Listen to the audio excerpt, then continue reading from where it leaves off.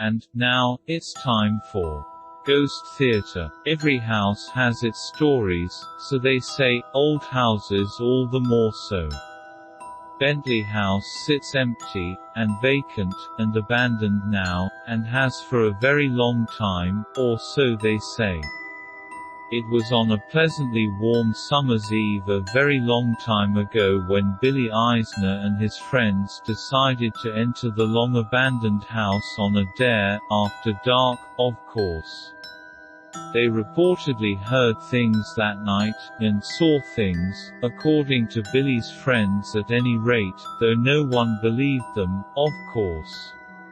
Susie Wenzel was the most adamant of the tale-tellers among them, and even claimed to have the scars to prove it, though all anyone truly knows for certain is that Billy Eisner was never, ever seen again, though most presumed he most likely just left town and moved on. Except for Susie, of course.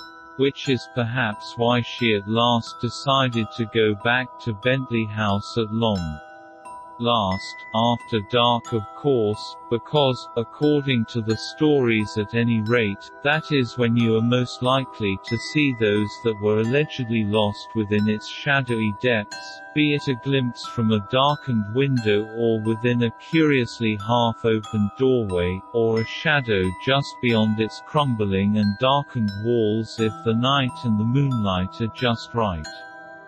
Perhaps it was just on a whim, or on a dare much like the one from that fated summer's eve so very long ago, or perhaps she hungered to reunite with her long-lost friend from the days of her hopelessly spent youth now long gone, or perhaps she was just curious as lost souls are so often sometimes prone to be.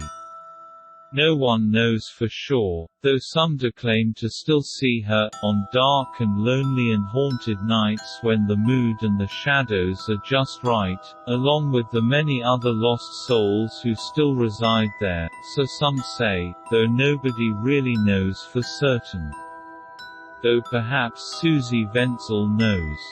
And maybe, just maybe she might tell you, if you chance to see her on some dark and forbiddingly haunted night.